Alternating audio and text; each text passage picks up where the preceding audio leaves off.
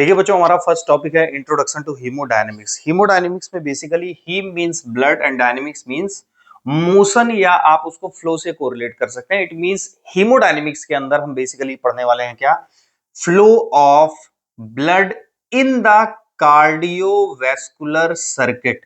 Cardiovascular circuit कहने का sense यह है कि कार्डियो मींस हार्ट भी इन्वॉल्व है एंड पूरी ब्लड वेसल्स, चाहे वो आर्टेरियल सिस्टम हो या वीनस सिस्टम, पूरा इन्वॉल्व है। तो आर्टेरियल एंड वीनस सिस्टम में अलोंग विद द हार्ट किस तरीके से सर्कुलेशन होता है ब्लड का, ये हम बेसिकली इंट्रोडक्शन टू हीमोडायनेमिक्स में पढ़ेंगे।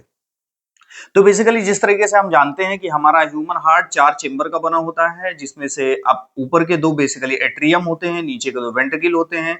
This is left atrium, this is right atrium, this is left ventricle, this is right ventricle.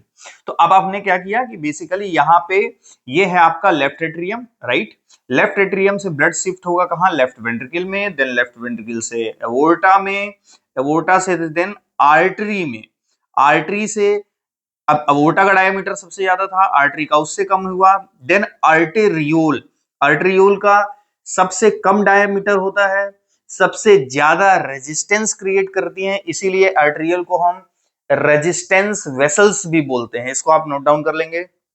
Then arteriole further narrow होती है और डायमीटर में, और वो बनाती है बेसिकली क्या, यहाँ पे बनाती है वो कैपिलरी। ये ऑर्गन्स को बेसिकली यहाँ पे दिखाने के लिए इस तरीके से बनाया गया है, लाइक लीवर, पैंक्रियाज, किडनी, जो भी आपके ऑर्गन्स है वहां पे कैपिलरी प्रेजेंट होती है।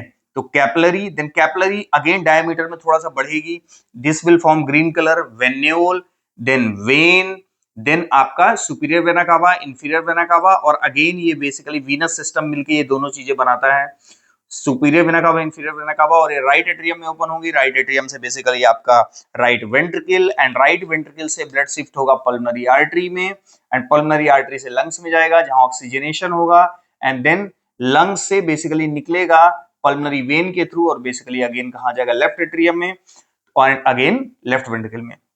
तो ओवरऑल जो ये सर्किट है कैसे कैसे फ्लो हो रहा, aorta, artery, आर्टरियोल, capillary, venule, when, SBC, IBC, right atrium, pulmonary artery, left lungs, pulmonary vein, left atrium, left ventricle, aorta. तो एवोर्टा से हमने स्टार्ट किया, एवोर्टा से फिनिश किया। इस तरीके से आपका ये पूरा सर्कुलेशन हो रहा है। अगर हम इसके इंपॉर्टेंस की बात करें, देखिए ट्रांसपोर्टेशन ऑफ ब्लड या फ्लो ऑफ ब्लड बेसिकली इसलिए पढ़ रहे हैं क्योंकि ये कितने सारे न्यूट्रिएंट को अपने साथ कैरी करता है, अलॉन्ग विद कितने सारे हार्मोन का इसके थ्रू एक प्लेस से दूसरे प्लेस पर वो जाके अपना एक्शन देते हैं, right. So this is all about the introduction to haemodynamics. एक बात यहाँ पे ये भी समझने वाली है कि venous system overall arterial system के कंपैरिजन में ज्यादा ब्लड को होल्ड करता है, और सबसे ज्यादा इंपॉर्टेंट होती है, फ्लेक्सिबल होती है वेन्यूल। इसी वजह से इसको कैपासिटेंस वेसल्स भी बोलते हैं। This is resistance vessel and this is capacitance vessel. So this is all about the introduction to hemodynamics. Thank you very much.